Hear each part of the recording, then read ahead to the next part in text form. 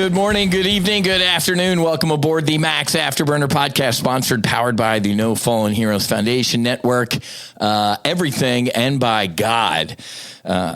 Very incredible special guest today, man. I am so excited for this podcast. It's been decades in coming, actually, as Mr. Macklin will tell you himself. So Chris Macklin, what's up, my brother Chicken? How are you, buddy? I am great. And you know how good I am. Dude, you look great. You look lighter. You look happier. You do not look like the guy that I met on a ranch in Colorado for the first moment. So, folks, we are going to unpack some absolutely incredible stuff. I'm glad Mr. Macklin is wearing the uniform of the day. He's got his Maverick Mind hoodie on, so he's looking good. Right. Yeah, buddy. I love it, man. Okay, so I want to get into everything, man. So we have so much to cover, but brief bio. So Chris, currently the health and wellness director at South Metro Fire Rescue. I'm going to age this guy because he started his career in 91, man. 91, I graduated from college, so that tells you how old these gentlemen are looking at you. 91 EMT. Emergency medical technician. 92, graduated, upgraded up to paramedic. 96 to 2006, Denver paramedic. And man, he's probably got a lot of stories to tell. And yeah, actually has a very big story we're going to talk about. He became an instructor pilot. He was a field instructor, a senior paramedic. 2010, promoted up to engineer. 16, training engineer. 17, wellness manager, and then got promoted to XO in 21. Was that employee services XO? And then 22, wellness director, man. So you can see this great guy's progression up the chain of command. 2012, peer support, and we're gonna get into that in a little bit, and obviously April 20th, 99, we're gonna talk about as well. So I'm so excited to see my brother, and we're gonna dig into all of this. What did I miss in your bio? Anything? Oh, I don't think you missed anything in my bio. I'll tell you that. Yeah, great career as a Denver paramedic. Great. Thought I was coming down to the suburbs for lack of a better word, I teased. Yeah. I was coming down to retire, right? Come down to a suburban fire department and retire, and I was fooled, right? That's not what happened. So yeah, but otherwise, you hit everything. Awesome. I'm like every other paramedic or firefighter out there, right? We awesome. Work and we do our job. Good. You do. And you do well. Thank you for your service, my brother. Our veterans, our first responders, anybody who puts on a uniform to serve others deserves a hell of a lot of praise and thanks. And I know there's a lot of good, but let's kind of start with the bad, unfortunately. So everybody probably remembers, not more than you, April 20th, 1999. So talk us through that. Because probably it sounds like one of the most traumatic experiences of your life, let alone your career. Yeah, I think Whiz, I would start with sort of the run up to that, right? Is like you said, young men, right, starting our careers, right? So 21, seeing my first shooting, my first fatal auto accident. Running cardiac arrest at 22. I remember my very first cardiac arrest was a 38-year-old mom under a Christmas tree. Oh my God. And I can remember scooting Christmas presents out of the way the very first time I ever did an intubation on my own. And then this is why, because it's a whole story, right? It's not just that day. Sure. That's what I want to really be clear about. It's a journey. Yeah. It is a journey. And as young men and women entering these careers, we're not prepared for what we're going to go do. No one tells you that, man, you're gonna develop this high beta wave activity, fight or flight, hyper vigilant brain, right? And it's there to protect you and make you really good at what you do for a living. Yeah, hell yeah. But one of the things I always like to say is it makes you suck at life to a certain extent, right? so that's why I really want to talk about it that way. Is I started to develop that kind of brain, like self-protective. I'm going to be really good at what I do, but I'm going to have a hard time talking about what I do. I'm going to start destroying, lose the ability to assimilate into relationships after work and be a good, like you've talked about, be a good husband and a parent and all those things. So, so really what I think is really important when I talk about Columbine is to appreciate that sort of evolved for me, that experience, to tell you the truth. We go back in the 90s, we were cowboy paramedics in Denver. We wore bulletproof vests. We run 2/3 of our calls with just the police department, not with the fire department. Okay. We did not wait for cover on calls. Yeah. We showed up when the first cop showed up. We were all in. And I absolutely had that cavalier cowboy attitude. So it's important that I share that. Yeah. That's how I showed up at Columbine that day. I got in my ambulance. So I was driving that day, and the driver's radio is on the police channel, and the attendance is on the ambulance channel. And so I switched to that District 4 channel, and I thought it was training, honestly. I was like, man, am I on the wrong channel? This sounds like a training activity, because they're talking about active shooter. They're talking about high school. I hadn't heard where it was or anything like that yet. Like I said, we just come on service right as that call is being managed. Oh, man. And then over the air, they on the police channel, they say, hey, move traffic to the backup channel. We have an active shooter. So now I realize, hey, this is a real thing. And then our ambulance phone rings. So it was before everybody had a cell phone. Yeah, right? exactly. So our hard phone in the ambulance room, and it's the dispatcher, which is unusual, right? They call you over the air. They don't call you on the phone. And he said, hey, go to Columbine High School. That's what, okay. And no call over the air. I can remember driving down there following the state patrol officer. Still have no awareness of what's really going on, right? My partner's turning on the FM radio to see, hey, what are we going to? This is before ads and calls automatically dropped into a screen. So we're just guessing. Wow. Show up. So we really show up as the first, the last victims in ambulances are leaving, right? So we sort of in passing. And again, sort of that cavalier perspective, attitude. They want us to park across the street and stage at an apartment building. And I saw a Denver General Ambulance up at the front of the line at the triage group. And I pulled out of the line. I drove past a police officer at the intersection, and I drove to the front of the line. And then so I was up there with one of my very good friends, Todd Parson, who's 10 years ahead of me in his career, has just recently retired. And we triaged kids, Whiz, for about an hour, 2 hours. So as police officers evacuated kids from the school, we just lifted their shirts. We made sure we looked for holes, we looked for bleeding, and we let them jump in the back of our ambulance. We gave them 30 seconds on the phone to call home, and then send them on their way. So in my mind's eye, this is one of those big calls, those big events you think you're going to participate in, but by the time you get there, it's died down. And that's really what I thought my experience at Columbine was going to be. And about 3 p.m, one of our paramedics had joined the Jeffco SWAT team. They entered the school, started walking through the school. As they're doing that, we can hear their activity on the radio. We drive around the ball field, stage outside the library. Library door pops open, and they basically wave us all to come in the library. There was still one survivor in that library. And so there are about 3 crews that we went in. Those crews went immediately to the survivor. And I just, man, I relied on the training that I have. I did what I was supposed to do. I walked through that library, and I checked for signs of life on children. And you do what you do, right? And this is what I'll tell you where Columbine got sideways for me, was it wasn't like that activity. It was afterwards, right? The old mentality was, hey, we're going to force you to go to a debriefing, right? By people you do not know. So I entered this room with the crews that I was down at Columbine with. Strangers in the room, strangers running the meeting. And I can remember when they got to me, I really just sort of told that story that I just told you in just a little bit more detail. And I can remember this woman who I didn't know, like, start crying out loud in the room. And it messed with me. As a 29-year-old man, I was like, you weren't even there, right? And I lost inappropriately or not, I lost my temper and I left. But what I missed out on was all the Denver paramedics getting together and diffusing with each other. I missed that because I went home, and then I did everything wrong. Oh, wow. I touched a little black boy in that library, Isaiah Scholes, right? And his dad was a local pastor. And I watched the news.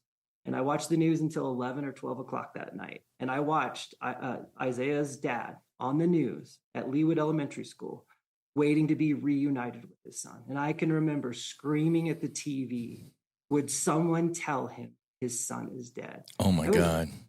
So it was that moral injury, Whiz, that messed with me. And so for sure, bottom of beer bottles and for a couple of weeks. But after that, honestly, I pulled my boots up, right? I have a job to do. I'm okay. I did it. It's over. It's heartbreaking.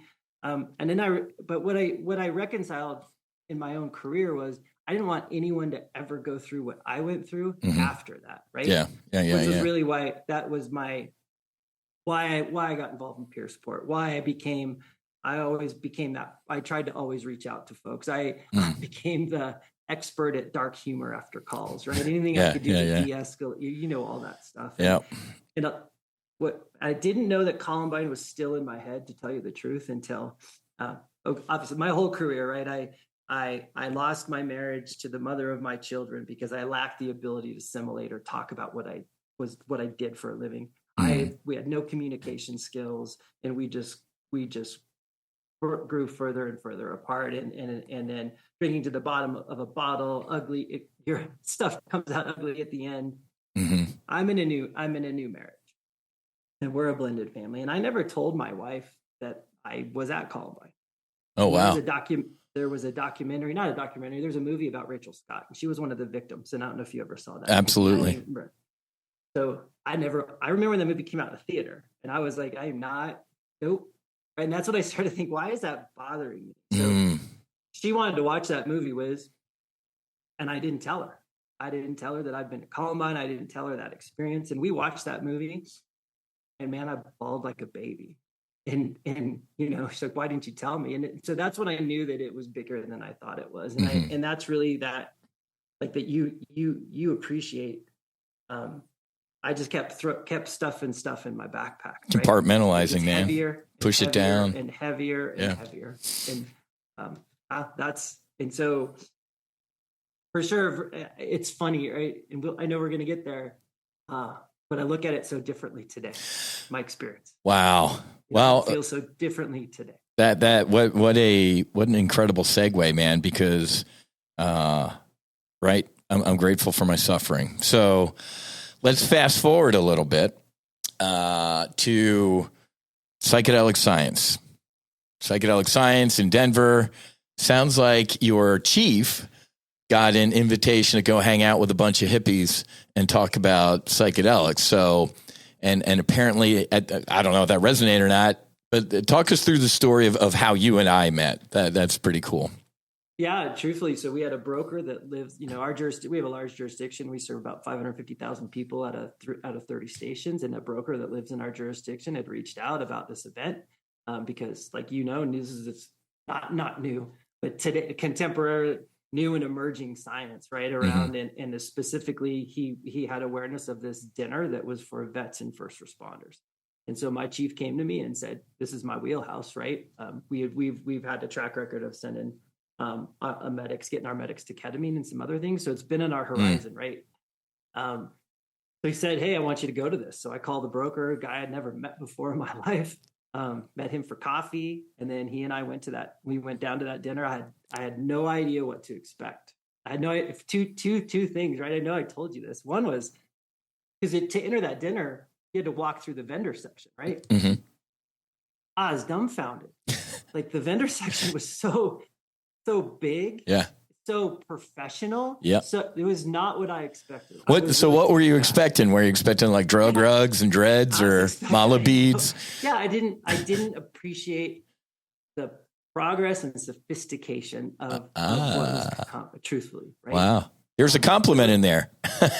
No, eye opener, right? And then but then I'm going to tell you something. I don't know, can't remember, man, if I told you this.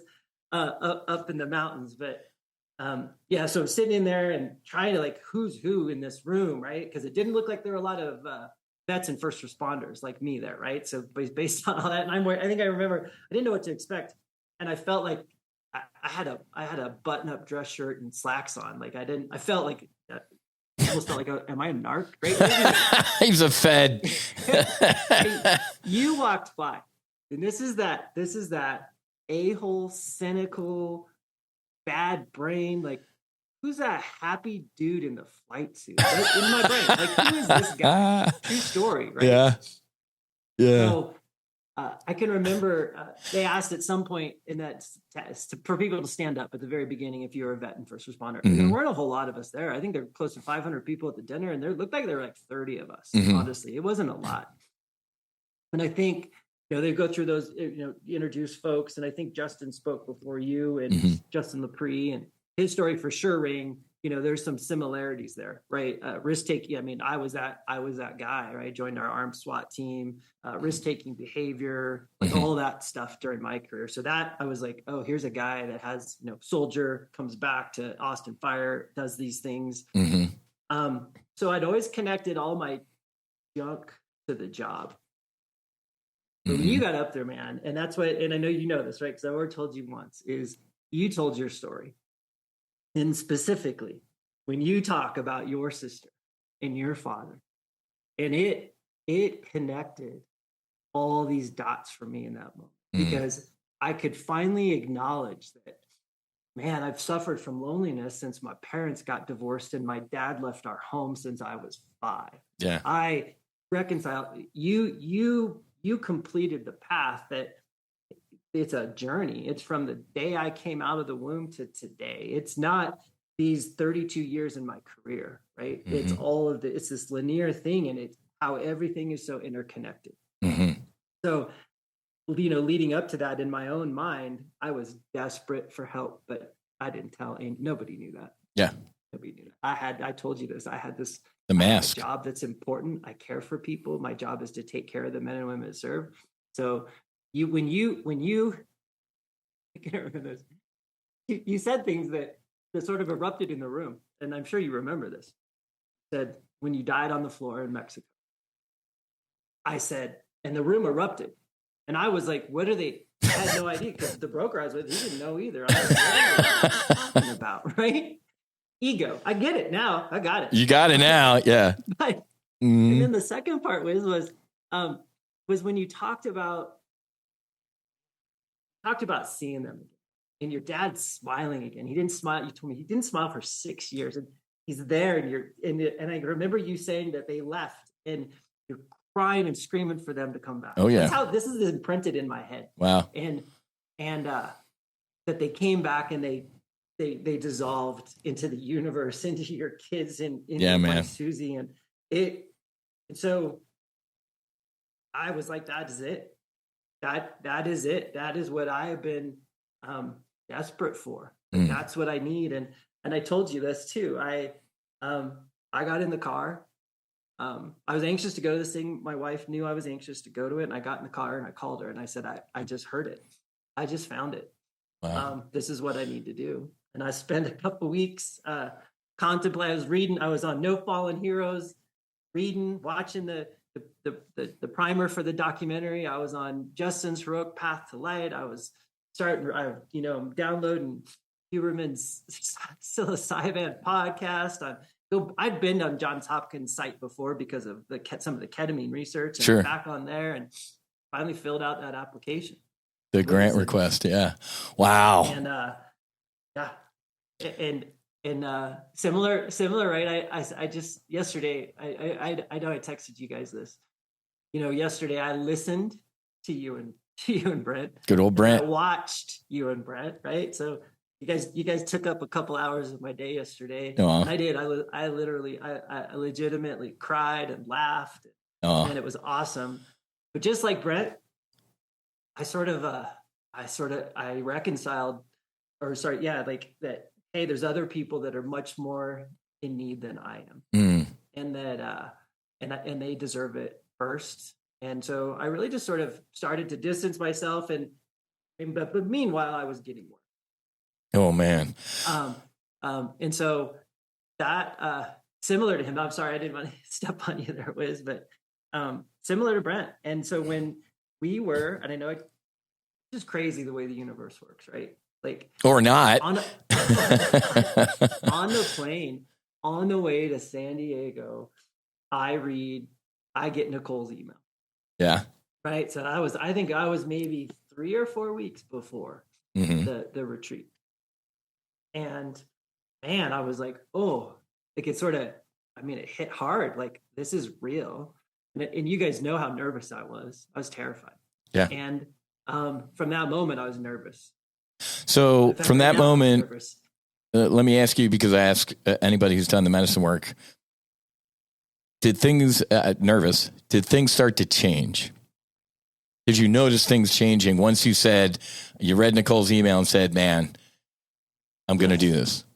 Yes, I was nervous. And then I would even take it a little bit step further. Like when I talked to her standing on Coronado Beach on the phone with Nicole. You know, my wife is laying right there next to me, listening to the other half of the conversation. It was an hour.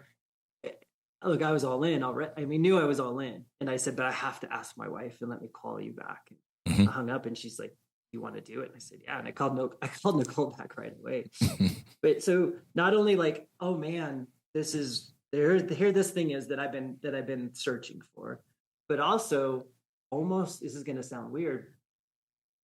So for sure, hope and a lifeline, but also maybe a little desperation of like, can this happen sooner than later? Okay. I don't know if but that's how I felt. And even in San Diego, you know, 6 Jameson down and my emotions come out ugly. And even though I know that here comes this path, man, I knew that's what I mean when I say desperate. Yeah. Because standing on a street, walking back to our hotel in San Diego, I was desperate. I felt desperate again. Wow.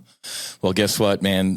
God, the universe, truth, divine is right on time, isn't it? So, okay. So talk to us. That's beautiful, man. Talk to us about the pre-flight prep. Nicole, I'm going to do this. Talk about your preparation process, because there's going to be other fire service or first responders saying, man, I am this guy. So give them a little bit of a heads up about the prep, and then we'll go to the ranch.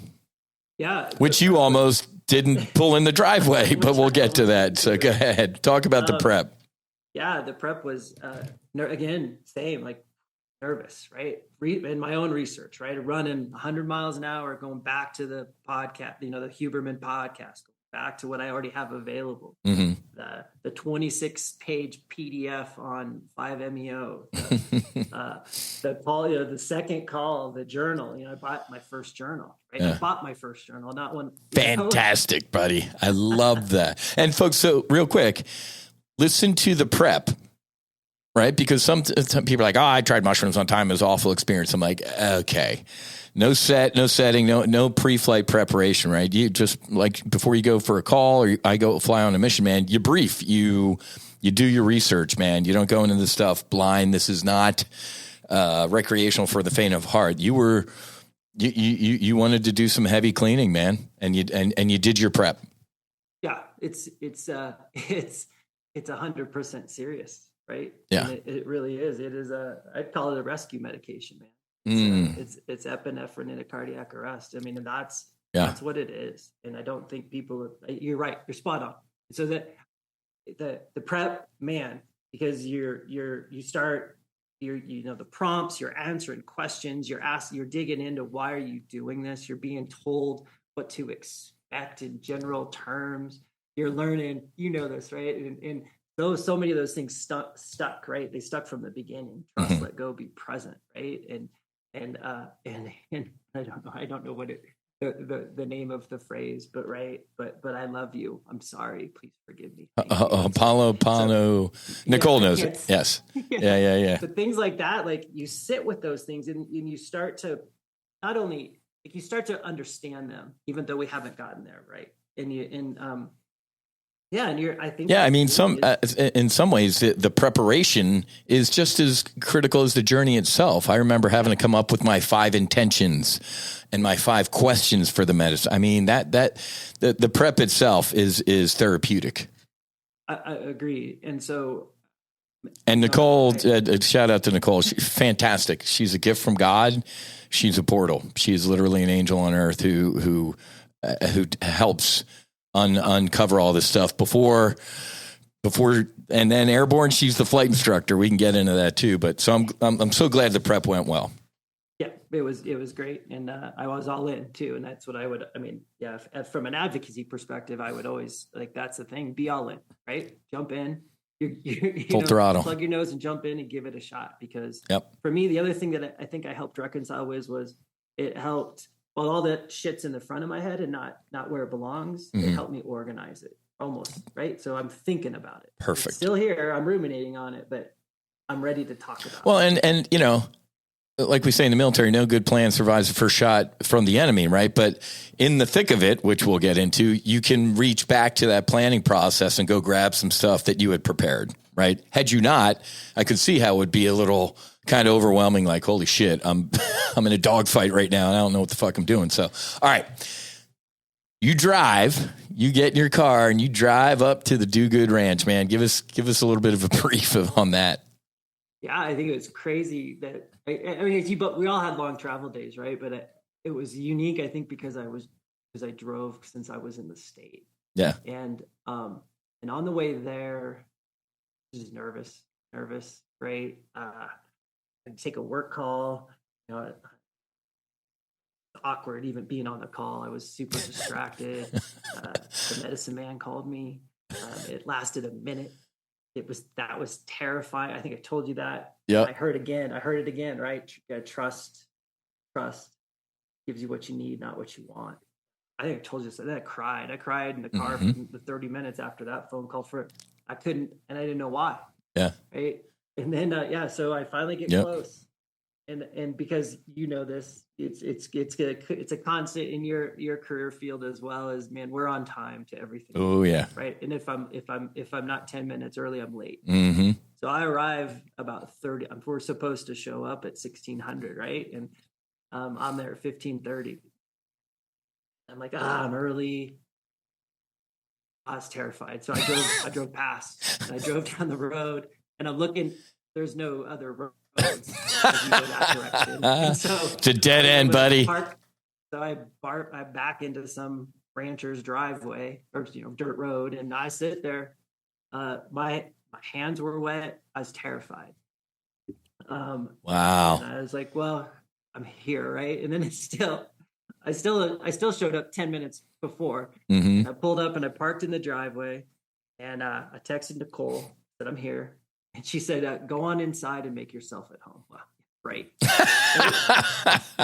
This car until I see people open my journal, and I wrote in my journal. I go back to that day. I am terrified. Wow. I do not want to do this. What am I doing here? Wow. Unbelievable, folks. So now we're going to get into the meat of it, but look at this guy, right? So, I mean, the guy, Columbine, saving lives, the cardiac arrest shootings. He's terrified of pulling in a driveway to go. It's the fear of the unknown, right, man? But that makes my heart smile. All right. Let's dig into, let's just go. I mean, we'll get into chicken eventually, your call sign.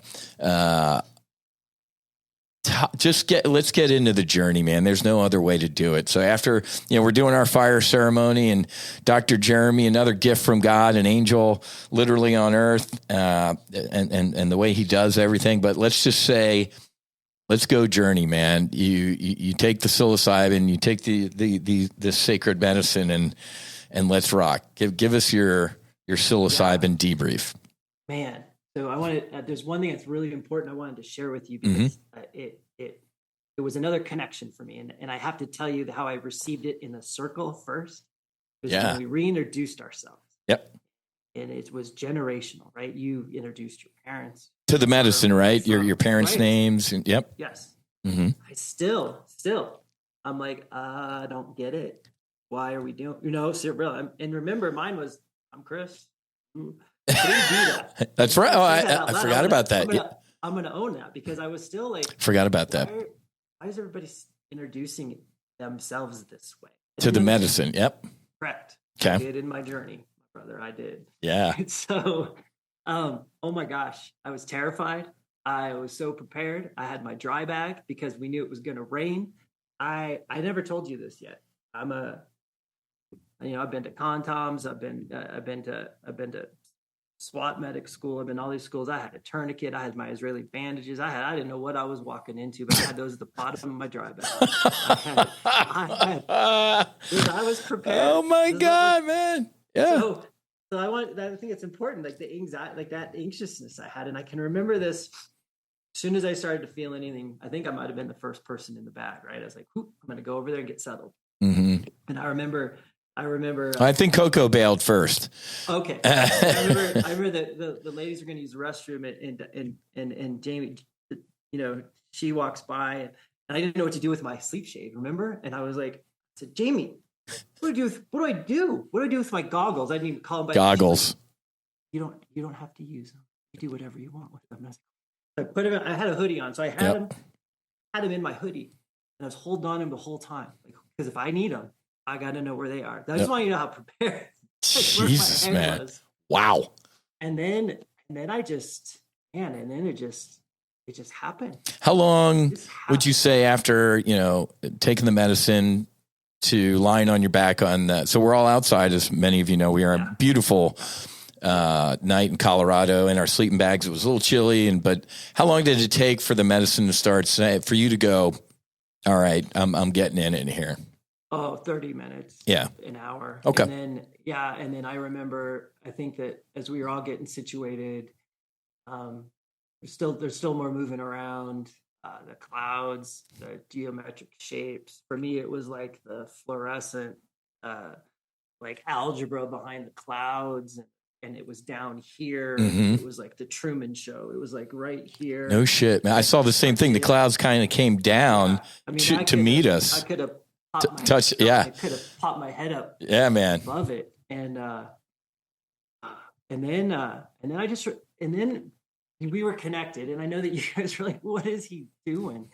Because I didn't know you did. I didn't know, right? I didn't know. And you had mentioned before that you had a medical issue once on a ski trip, right? So here's my silly, dumb paramedic brain and firefighter brain is, I heard you purging. Uh-huh. I'm like, are you okay? And I remember checking on everybody. That's also what we're trained to do. We're in the dark on a hose line. We communicate verbally because I can't see you. Correct. And I remember checking on all of you. I just remember going in and like deep feeling so much. And I reconciled so many personal relationships. Mm-hmm. I spoke to people. I called out in the universe. I told my ex-wife that I said, I love you. I'm sorry. Please forgive me. Thing. I told my wife that. I told my mom that I lost my mom during COVID. I was her caregiver. I was the last kid to leave the house. She was my mom. My son that you guys know, he's been on his own journey of finding himself, and he's had a hard time, and calling out to him and letting him know how much I miss. I remember yelling that, I miss you, Joe. I remember. I love you, Joe. Man, those things were so heavy. And it's just like, that was the emotional conversations I had to have. I had to have these.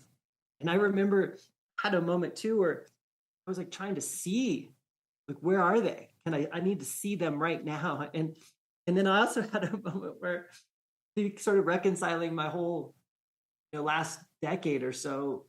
Like, can I just wake up? Can I wake up right now back to that day? Like, it was weird. It was such a weird feeling. And then I can remember moments of, as we were all connected, it was, and I know I heard you and Brent talk about some of this stuff too, was Brent, I remember this, is it okay to laugh? Right in the middle of this is so serious. Yeah. I mean, I just got done of having these conversations and yelling out to Joe, and I laugh, and I couldn't tell if Brent I think he was crying at first. Mm-hmm. And I was like, is he laughing? And I remember sitting up, and I remember laughing, and then you're laughing. Oh my God, man. And then Jamie and Coco, we're all laughing, and it felt so good, right? To just another, like, just letting for me, that was letting go, being present. In my head, I was like, I can't laugh. This is serious. You're healing here. You're not allowed to do that. And so, man, that was good. I think the laughter for me came from the realization again, that that's our natural state. Everything's fine. This is all the heavy shit, the lifting that you were doing. God, whatever word you want to use, just kind of during this journey takes that backpack, your gear, and sets it aside and says, this is you, man. All that other shit it's not yours. Right. And I think we all kind of maybe started saying this out loud. I get it. I got it.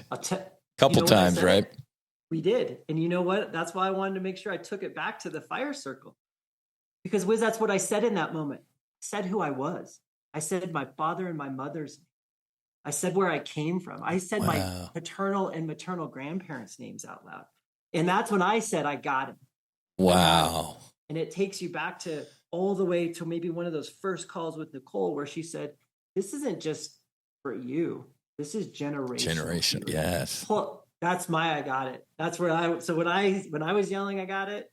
That's what I just got. The universe, we're connected. I'm connected to those generations that out there ahead of me, and I'm connected. And to come. Yes. That line. That was my got it. Wow.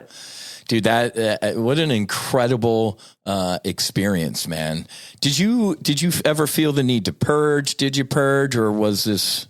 The purge, I think, were those conversations with people and calling out to Joe, right? Yeah. And then no, I think not in that journey. Good for you. Okay. I did have. I know we when we downloaded later, I did. You said, man, you were in battle, right? And I can remember, and maybe I only shared this with Brent, is a moment of like hearing people walk through the rocks and the red light from inside and the satellite dish on the top on the roof. For me, was that a camera? And I had this moment of fear, and I thought I was the victim on an active shooter. Like I was laying in the dirt, in the gravel where firefighters, paramedics, cops walking around me, and you reframed this later that night when we went inside, because we didn't talk about that specific piece, but that's where I said, I don't want to die. I don't want to die. And I remember yelling, I don't want to die. Mm-hmm. And you and Nicole, and we all have senses. No, I want to live. Yes. I want to live, right? But that's what that was for me. But it was I still sit there and go, how could we be having these similar same experience at the same exact time? Yeah. It was remarkable. Yeah. We were all in it together and having those similar experiences, which you again, old chicken or old Whiz, we'd kick our own ass listening to this type of bullshit. It ain't bullshit, man. And then those same things I remember, because it's important, right? All those things I didn't understand. I didn't understand sage and Palo Santo. I didn't understand all that. I didn't know why, right? And the grounding that provided. Yes. Right? The peace. Jeremy, Dr. J, and Nicole were like guardians. They were angels floating around. Yeah. They came, they took, sage, so and incredible. I remember once Nicole was teasing me because I was prepared but I was also protected. I had my blanket up to here, right? Hoodie on. Yeah. All you could see was this. I can remember pulling it down because I didn't know. Nicole. I kept calling her Nicole Fox. Nicole Fox. Is it cold out? And what a perfect reply. No. Perfect. Oh, and wow. I was like, it was perfect. That was the perfect response. And yeah. I was like, yeah, right? Dude. She's epic, man. I told her, as she to me, she was floating around the fire circle and just kind of with the sage and the Palo Santo and the fan. There was a couple times I needed to be brought back in because I was kind of straddling both worlds, right? I'm like, just like you, I'm like, no. I get that. I get it, but not right now. I got a lot of work to do. I got stuff to do. I need to be here. And then that's when the laughter came. It was almost like we were all being reborn again, man. And the rain started and just forget about it. It was insane. Yeah. Yeah, we were all there. I remember telling Jeremy before, because I was prepared. I'm a dry bag. It's okay if it rains. I'm good. I got it. Yeah. You're right. And I remember telling him earlier, I'm gonna stay out there as long as I can. I got it. I got this. I got this. And then I remember checking on me, and I said, "No, I'm good. I'm good." And like maybe 3 or 4 more drops. And I went. He said it was like 30 seconds after he walked away. I was trying to get inside. It felt like another hour, but it was anyways. Yeah, time dilation. All right, let's move on from the psilocybin. Let's move to the toad. And I love this acronym, right? TOAD, TOAD. Transcend, open, accept, divine. So I love using that. But tell everybody about your 5-MeO DMT experience. I had it backwards, right? From the beginning. Yeah, the heroic dose of psilocybin is the big lift because of duration in time, 5 to 8 hours. This is going to be the hard work. Yeah. 5-MeO, 7 to 45 minutes. I got this. Yeah. Yeah. So this is easy. Had it backwards, 100%. Wow. Okay. It wasn't until we were there. I think Nicole said in a way, I don't remember if these are exact words, but that the psilocybin was the appetizer. And so that's what I was like. It's the first time I was like, oh, okay. It didn't make sense in order of, I was like, oh. So that by knowing that, again, and appreciating the free flowing nature of a medicine man, doesn't have a clock, doesn't have a watch, right? So Sunday, sweaty palms again, right? Sweaty palms again, even though I'm like glowing, right? I'm glowing in like, oh, I'm so happy. But I'm like sweaty palms again. I can remember Brett and I looking out the window when he was driving up. I love it. What are we getting into? Yeah. The breath work. Like, this is hard. This is hard. This isn't easy. Again, go back to, this is real. This is medicine. Yeah, I love it. Because it was unbelievable. The handshake dose, then my medicine dose, and that goodbye dose. And the handshake dose, like, all those things I was prepared for, that he did such a wonderful job preparing us for and talking through and and so it was easy, that dose, from a perspective of hard to take in, but it was easy to let go. So real quick, folks, a handshake dose, you're inhaling the 5-MeO DMT, and it's just a little, they don't want to blast you off, man. I got blasted off in Mexico and flipped in the bed. So this is a nice, gentle stair step, and it's a crystallized vapor that you smoke in. So go ahead. Yeah, no, so I think it's worth sharing that then too, right? Whiz is it gives you the experience, you're prepared. And I think I remember, hey, never going to touch you unless I have to remind you to breathe. To breathe, and yeah. Again, because of what I've done for a living, I'm counting how much I'm breathing. I'm like, whoa, hunched over that first time. I was like, I'm down to a couple times a minute, right? And I laid down myself and I felt it, and I felt what it, the involuntary sort of spasm stuff. But I felt so heavy, but so light, and like I was being cushioned by the earth. Right? Like, wow. Softed, fell into it. Yeah. And so comforting with all what was going around. Then let's get to my medicine dose. It was incredibly hard to take in. Okay. It felt like I was just, and then I again, in my head, I don't want to die. I don't want to die. Immediately switched to trust, let go, be present. Over and over again. Yep. And I can remember it felt like my chin was in my navel when I was still sitting up. And I can remember whether he said it or he pushed me back. I remember falling back because I remember him telling me to breathe. Yep. I helped lay you back. Because I knew somebody touched me. That was me. Yeah. And then you saw it, and I purged every ounce of pain, emotional pain, embarrassment, guilt, remorse, anger, everything, abandonment, loneliness. Like, it is so hard to explain, but it left me. And it left me I felt like I was contracted from head to toe. I know I ugly cried.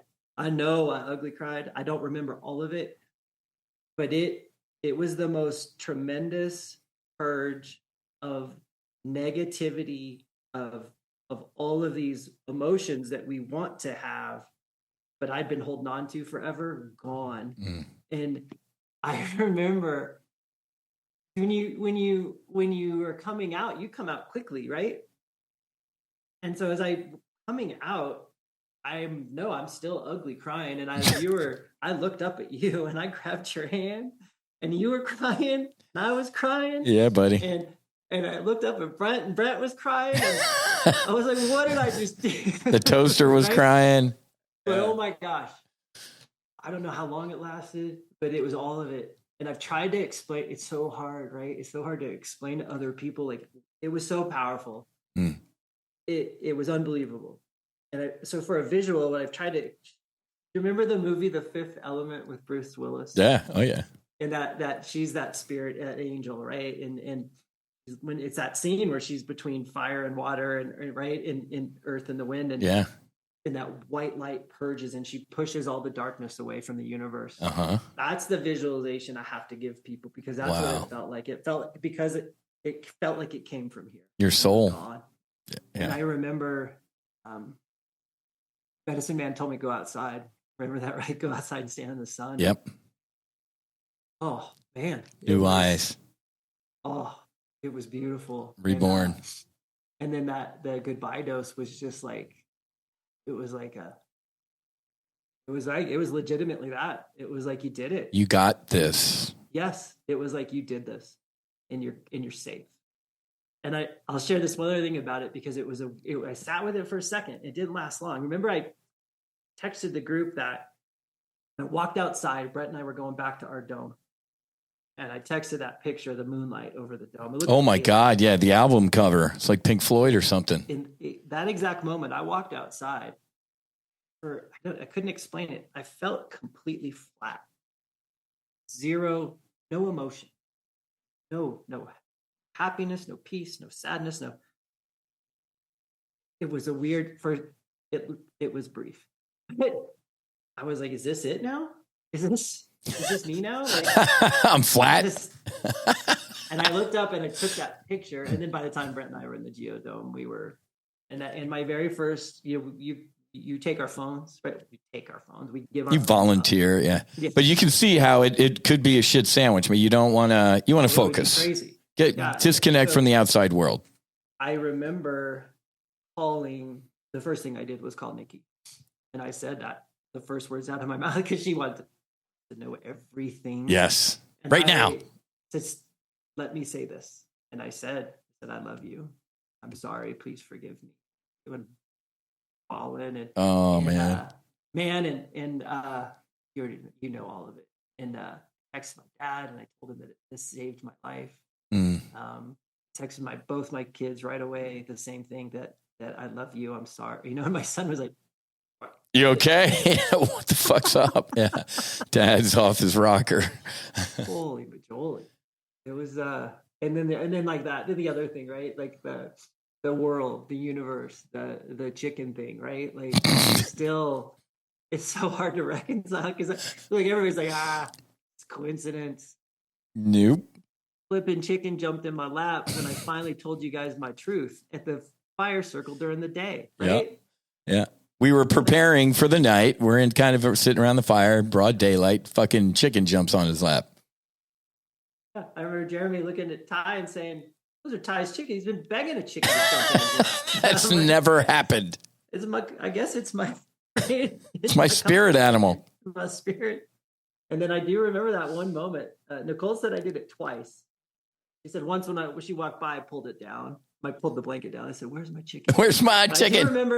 I remember sitting up. I don't know where it came from. It was those, you're in it. There's waves. It's subconscious, and it's down here. Yeah. And I came up, and I remember yelling, "Where's my chicken?" And I don't know why. I don't know. And then, what are there, 40 chickens on the ranch? Yeah. And every time there'd be a chicken at the door all the time. And there's always a hen. always a hen. Mm-hmm. And every time Dr. J was like, Chris, your chicken. That's your chicken. Sure enough, one little hen at the door. and then when we're taking our pictures Monday morning, right? Yeah. Hey, look down at your feet. There's a hen by herself untying my shoes. Dude. Like, that's my chicken right there. That's call sign chicken, man. Oh my God.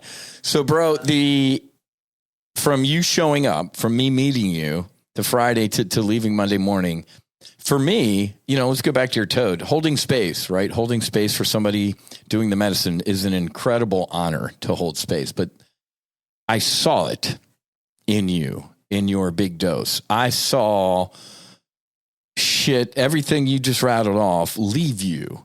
I felt it. I felt the energy. It was an exorcism. I could see you from the tip of your toes to the top of your head, man. You get lighter. And again, old me would laugh at me and take my lunch money, but I was there. I saw it. And it's really interesting because our toad medicine guy, Nicole, after all of that, we got to sage and clean all that stuff too, man, because you're holding space for people who are getting rid of decades of trauma. But bro, it wasn't ugly crying. That's why I was crying, because I saw it. I saw your healing process and the shit leave you. And it was one of the greatest things I got to experience. So when you rolled over and grabbed my hand, man, I was crying because I was happy. That was happy, man. That could not have been more happy. And I was just honored to witness that. Yeah, no, I mean, I can still see that, right? I was blessed, or if you call it that, with somewhat of a photographic memory, and but I can see you. And I remember I grabbed your hand and I said, thank you. I said, thank you. Right. Yeah, buddy. Your story, the medicine, but your story, no fallen heroes, the profile, getting it out, the message saved my life. Amen. It's, we know we're going to talk about integration a little bit, but man, my wife, 2 months ago, do I need to lock your guns up? Does somebody need to come empty your gun safe? Wow. To the bottom of a bottle, right? Mm-hmm. And man, it's look at you now, bro. I mean, lighter and unbelievable. Actually, is there somebody after us, Kayla? There is. We're going to wrap up in about 3 to 5 minutes. You're going to be a multiple part series, man, because I do want to get to your integration. Yeah, that's even better, because I want to have a full hour with you again for integration. But let's, as we start to wrap up here, give us just a quick brief of the integration. Wife, kids, but also work. It's health and wellness, man. Are people reaching out to you like, bro, why do you look the way you look now? And how do I do this? Give us a quick the segue to your integration that we'll have you back for. 100 pounds lighter. Yeah. Yeah. That the interpersonal, let's say, drama in the job space is like watching it. This is extreme, but not extreme. Sort of like watching this. Right? It's like I'm not in it. I'm just watching it. You used to be juggling, man, or putting face paint on. Now you're like, pull myself out of it, and I'm not affected by it, and there's no emotion anymore. It is flat. It's just right there. It's just business. Yeah. I'm sorry, and this is right. No, it's been, and then I was reflecting on one thing. I'll be as quick as I can. Is the unconditional relationships versus conditional relationships. And unconditional in integration is just easy because it's just that. Look at me. I'm happy. Mm-hmm. I'm alive. I want to live. I'm not scared to die. Yeah. I'm good. Right. And I have a relationship with God again that I didn't have and that I had lost. And man, but conditional relationships are a little bit more difficult. Right. And I know you expressed a little bit of sand, or maybe, I don't remember how you phrased it, but some rub with Susie when he came home. Right. And, that's what Nikki and I have had experience because, and I'm good, right? Baby. Let's go. Let's fucking go. Everybody get up. Life is great, man. Why is everybody sad? Or not different. The same person, but I'm not drinking. Mm-hmm. Right. Which that right there is a victory, man. It's fucking liquid poison, man. You know? And no, so it's just it's a journey, right? And this first time I heard it was when you said it to Brent, was the 30, 60, 90. And so for sure in the 60, sorting things out. Good. But man, it's positive. It's we'll talk more about the integration, because awesome. It's a whole other conversation, right? Oh yeah. Well, and as you're saying, I hate using my own personal ratio. Maybe I'll get yours when we talk again, but 5% was the medicine, 95's the work when you get home, man. Right. For sure. And you get to purge with the medicine, and then you're reset, and your brain is talking, you're solving problems and looking under stones, but you have the courage to do it. Correct. And you're still getting downloads from the medicine, right? You're still processing. Good. Yes. Well, folks, this is dude, my brother, Happy New Year, Merry Christmas, Happy New Year, all that good stuff. Let's have you back on. Let me know when you can do another Friday at noon, man, because this is... You text me, I'm in. You know where I'm at now. Awesome. This is critical. Thank you, Chicken, for everything, man. Thank you. Incredible bravery. I know fucking running in the Columbine or responding to a call, going to, you're with the SWAT guys. That's a different type of bravery. You driving by the ranch and kind of going, holy shit, man, you're sweating palms and everything like that. Incredibly brave. You stepping up to put the mask on yourself first, for your wife, your kids, your ex-wife, and society, and for your sisters and brothers in the fire service, man. I salute you. You are an incredibly brave man, and thank you for sharing this. So I know you're going to do this, but you're going to put the ladder down, and you're going to help save and change the lives of everybody you can, right? I'm all in. I'm one of your guys. So you let me know what you need me to do, because I'm all in. Dude, I am honored to have you in my squadron, man. We need you. You're going to be our first responder, dude, because you're just absolutely epic. So, folks, there's Chicken, man. I love you, my brother. Happy New Year. We'll have Chicken back on to debrief the integration, because that's just as critical, like we said. So, man, if you or somebody you know needs a little bit of help, nofallenheroes.com. Go over to contact us. Underneath that, it says grant request form. Just fill that out to start the process. And our beautiful soul, our director of medicine operations, Nicole Fox, will reach out to you and get the ball rolling. Okay. And start doing, if the medicine is calling you a little bit in the back of your mind, do what Chicken did, man. Google podcasts, this research, get schooled on it, because this is, it's some serious stuff. So I love you, my brother. Thanks for coming. Happy New Year. We'll have Chicken back on. Everybody else, have a great rest of your day. Happy hunting. Make sure you hedge in this volatile market. Fights on. Namaste. And Basi, Whiz out.